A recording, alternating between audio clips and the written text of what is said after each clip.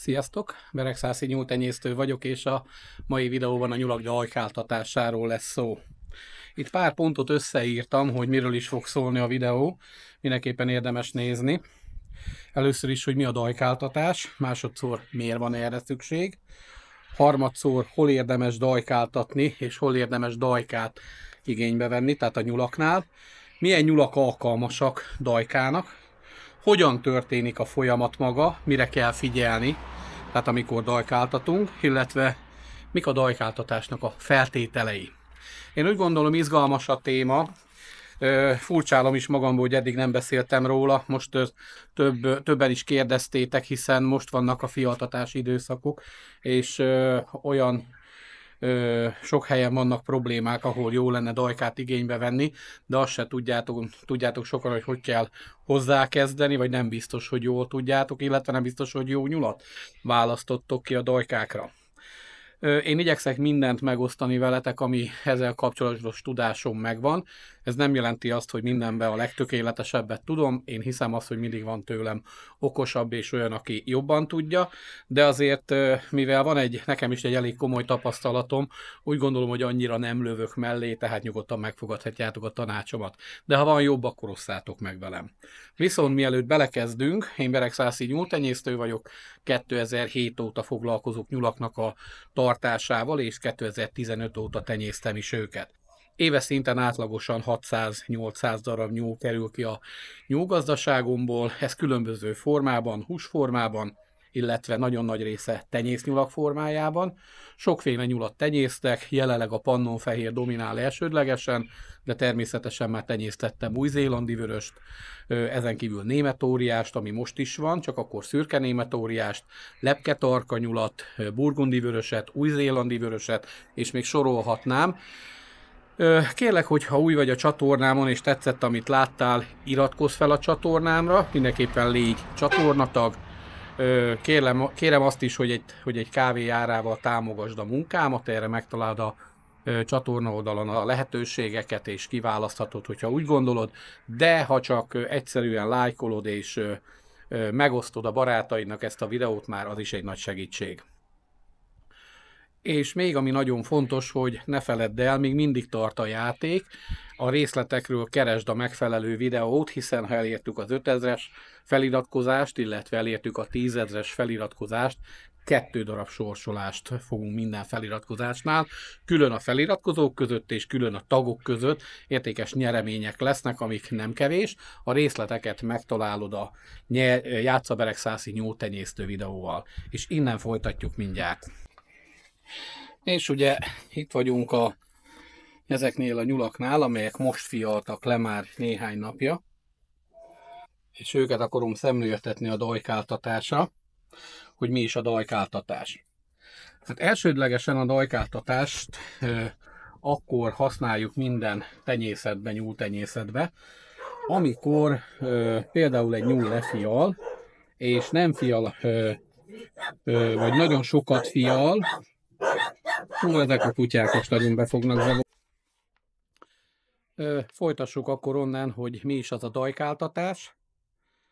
Hát először is a dajkáltatásnak nevezzük azt a helyzetet, amikor például lefial a nyulunk, és tegyük fel, hogy vannak olyan nyulak, amelyek 8-10, de akár 14 darab kis nyulat is tudnak fialni, és ilyenkor ugye nagyon-nagyon ritka az a nyúlfajta, amelyik fel tudja ezeket nevelni, illetve nem is ideális a számára, főleg egy 10 feletti létszámot felnevelni, és ilyenkor nagyon jó, hogyha van egy olyan másik anyanyulunk, ami nagyjából hasonló időszakba fialt le, majd a pontos részleteket elmondom a videóban még, hogy mit is jelent, hogy abba az időszakba, és akár el tudunk, és az kevesebbet fialt tételezzük fel, be tudjuk hozzátenni nyugodtan a kis nyulainkat, és ezáltal fel fogja nevelni a felesleges, akár plusz 6 vagy 4 vagy 2 kis nyulunkat.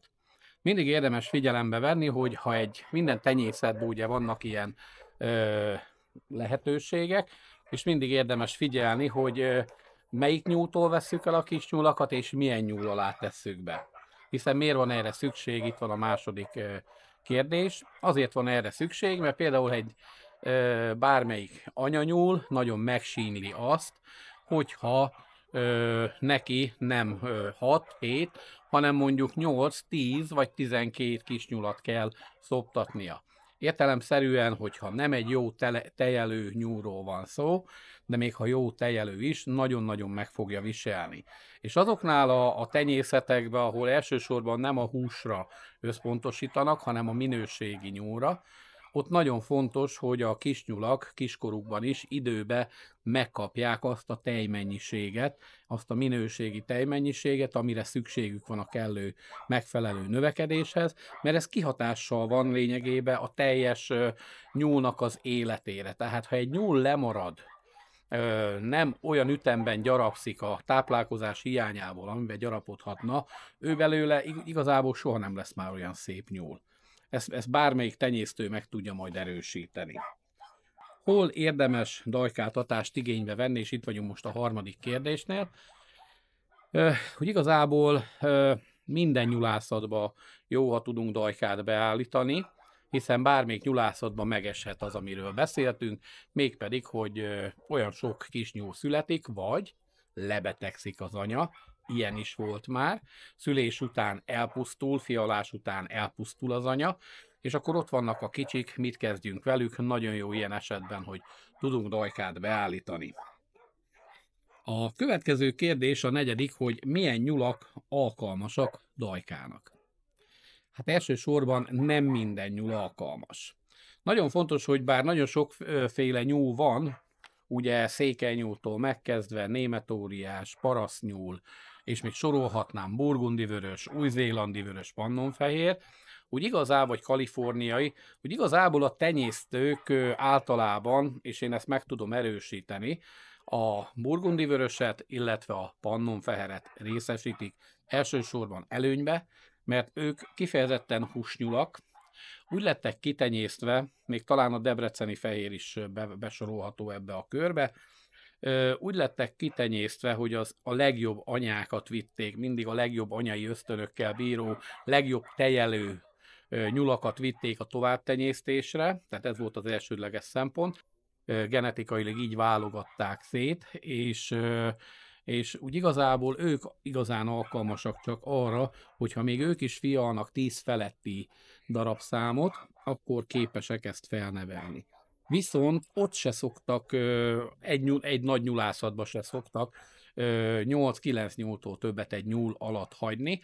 Én mikor megkezdtem a pannonfehérrel való foglalkozást, volt is olyan videóm, amit feltettem, hogy 18-at fialt, 15-öt nevelt, meg is lett az eredménye, felnevelte, de mindig le voltak maradva a többi kortársaikhoz képest, tehát ha a többi nyúl, ami csak 8-at, 10-et nevelt, annak a kis nyulai voltak ugyanannyi kajáztatás mellett már 3 kilósok, ezek csak 2,5 kilósok, ha azok voltak már 4 kilósok, ezek csak 3 kilósok, és még sorolhatnám. Érzékenyebbek is a betegségekre természetesen, tehát hogy miért van rá szükség? Elsősorban ezért van rá szükség, viszont másodszorban, hogy milyen nyulak alkalmasak rá, tehát mindenképpen, hogy dajkáltatni szeretnél, akkor pannonfehér, burgundi vörös, és még esetleg nagyon ritkán, de tényleg nagyon ritkán a kaliforniai.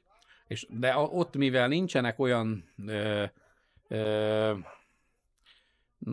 vagy legalábbis, nem tudom, én a kaliforniait is lehet, de inkább a pannon és a burgundira összpontosítsunk. Hogyan történik ez a dajkáltatási folyamat? Dajkáltatási folyamatnak vannak szabályai. Ez nem lehet csak úgy egyik percre a másikra az egyik nyúl alól átrakni a másik alá a nyulat. Fontos az, hogy hasonló időszakban fialjon a nyúl.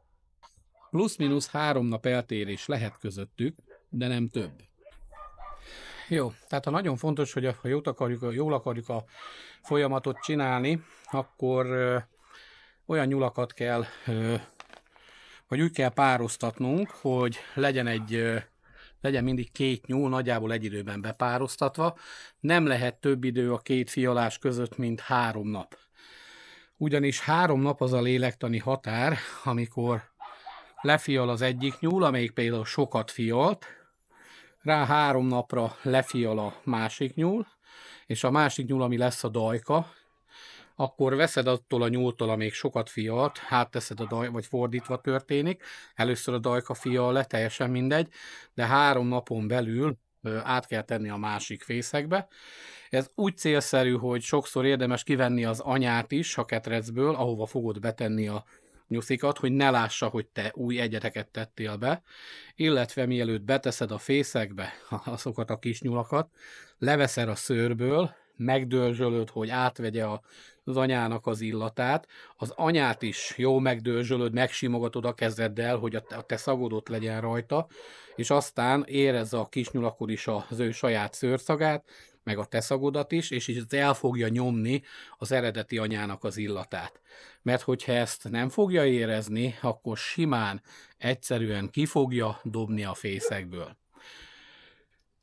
Én rendszeresen mindig úgy pároztatok, hogy mivel a pannon az ugye nagyon jó fial általában, és nagyon jól nevel, hogy minimum 2-3 nőstényt is bepároztatok egyszerre, és ha ilyen történik, akkor egyszerűen rögtön pakolom át, ha valahol 10 van, ha másik helyen 6, akkor átteszek 2-t, marad 8. Akartam volna ott 2 nyúlnál szemléltetni az imént, belekezdtem, de egyszerűen olyan szinten elkezdtek a szomszéd kutyái ugatni, hogy féltem, a hangomat teljesen elnyomják, úgyhogy inkább ide átültem, és is szemléltetés nélkül mutatom, de a lényeg már ott megtörtént a csere, mert az egyik 8-at fialt, a másik 4-et fialt, nem 5-öt fialt, ha jól emlékszek, és a lényeg az, hogy 2-t áttettem oda, és akkor most nevelik-e ezeket a nyulakat, és minden gond nélkül. Maradt még egy megválaszolatlan kérdés, csak közben megzavartak, úgyhogy gyorsan előveszem a lapot. Mik a dajkáltatás feltételei? Hát úgy igazából lényegében ezt elmondtam. A dajkáltatáshoz még hozzá tartozik, hogy főleg német óriás nyúltenyésztők, akik előszeretettel dajkáltatnak, mivel a német óriás nyulaknál eleve a maga német óriás nem egy csúcs anyaminőség. Tehát persze vannak kivételek, amelyik jó nevel, de általánosságban nem azok közé, a nyulak közé tartozik, akikre azt mondjuk, hogy olyan ez aztán micsoda egy jó anyanyúl. Másik az, hogy viszont nagyon sokat tudnak fialni. Vannak helyzetek, akár a lepketarkánál is, de ugyanúgy a sima német óriásnál is, hogy akár 12, 14, 15 darabot lefial. De abban az esetben, ha csak ideális 6-ot fial is, vannak olyan tenyészetek, tehát ismerek olyan tenyésztőket, aki ilyen esetben 4-et hagy az anya alatt, tehát max 4-et, 2-t pedig, de ha 8-at fial, akkor is 4-et, 2-t pedig áttesz egy dajkához. Értelemszerűen, hogy azokat a kis nyulakat kidobja alóla. Ha szerencsés, akkor nekiadja valakinek, akinek szintén fialt a nyula, de nem szoktak vele foglalkozni. Ez elég embertelen dolog, de na, ezt mindenki maga dönti el. De lényeg a lényeg, hogy igen, akkor csökkenteni kell a dajka nyúlnak a saját alomlétszámát, hogyha ilyen van, tehát nem történhet meg az, hogy most van egy, nem tudom, ugye azok között, a nyulak között vannak 300 meg 500 euró értékű nyulak is, tehát ennyire vannak beárazva, és nagyon értékes a vérvonaluk, nagyon értékes a leszármazottjuk, és meg tudom érteni, hogy vigyáznak rájuk, mint az arany, meg a gyémántra, viszont, és meg tudom érteni, hogy ilyenkor kidobják ugye a nyulaknak a kis nyulakat, a pannonfehér vagy a burgundi-vörös alól. Úgyhogy ti is ezt tudjátok megoldani, tehát lényegében azt tudom nektek tanácsolni, hogy mindig legyen legalább 2 bakotok egy tenyészetbe, ne sajnáljátok, hogy bak legyen, eleve, amiről korábban is beszéltem a videómban, hogy legyen tartalék. Mindig igyekezzetek egyszerre pároztatni, hogy mindig legyen egy tartalék anya, akihez át lehet pakolni a kicsiket. Nekem mióta nyulászkodok, 4-szer hoztak más helyről kisnyulakat. A legelsővel nagyon-nagyon jól jártam, hiszen egy komoly tenyésztő keresett meg, tőle vásároltam korábban 3 darab tenyészállatot, de az én nyulaim még nem voltak tenyészérettek, és látta, hogy vannak burgundi-vörös nyulaim, akkor még pannon nem volt, és megkérdezte, hogy hozhat-e, mert az egyik nagyon szuper nyula 15-öt fialt, és elhozhatná nekem 5 darabot, hogy bedobja ki. És ha felnevelem, akkor 3-at vissza kell adnom, de 2-t vagy nekem ajándékba. És bizony így hozzájutottam egy nagyon komoly vérvonalhoz. Hála az úrnak a nyulaim felnevelték, és 2 olyan nyúlhoz jutottam hozzá, amit persze én magamnak neveltem ki, amiért különben egy komoly, minimum egy ilyen 50-100 eurót kellett volna adni 2 hónapos korba, hogy nekem olyan szuper nyulaim legyenek. Tehát megérte, sőt volt olyan fiatalember, aki szintén megkeresett, megkért rá, mondjuk úgy igazából ott a vérvonalra nem volt szükségem, de volt hova tenni, úgyhogy elfogadtam a kisnyuszikat, mondtam, hogy mikori, milyen idős, és betettem a saját fészkébe. Volt olyan, hogy rosszul jártam vele valamikkel, mint például olyan értelemben rosszul jártam, hogy például a német óriás nyulakat is mikor megkaptam, és betettem a fészekbe, a burgundi a sajátjából kidobott az egyik is egyet, meg a másik is egyet, azért cserébe, hogy fel tudja azokat nevelni, és egy idő után ugye ezek a német óriások azért, mivel többet bírnak enni, mint a burgundi vörösek, azért elnyomták a többit elég szépen, de hosszú távon megérte, mert az csak értsétek jól, csak egy burgundi vörös volt, de kaptam érte cserébe majd ajándékba 2 szép, nagyon szép német óriás nyulat. Ennyit a dajkáltatásról, remélem, hogy mindenről beszéltem, mert a fejemben itt van minden úgy igazából, csak kérdés az, hogy mi jön ki a számon, és ugye azért is írtam fel papírra, hogy semmi nem maradjon ki belőle. Ha tetszett a videó, akkor lájkoljátok kérlek, iratkozzatok fel a csatornámra, ha még nem vagytok tagok, és külön kérem azt, hogy kommenteljetek a videó alá, hiszen minden egyes kommenttel, főleg minél több komment érkezik, annál jobban a YouTube-nak az algoritmusa fogja mások előtt is megjeleníteni ezt a videót, és annál több emberhez fog eljutni, már figyelemfelkeltés céljából. Úgyhogy köszönöm szépen a figyelmeteket, további szép napot nektek, sziasztok!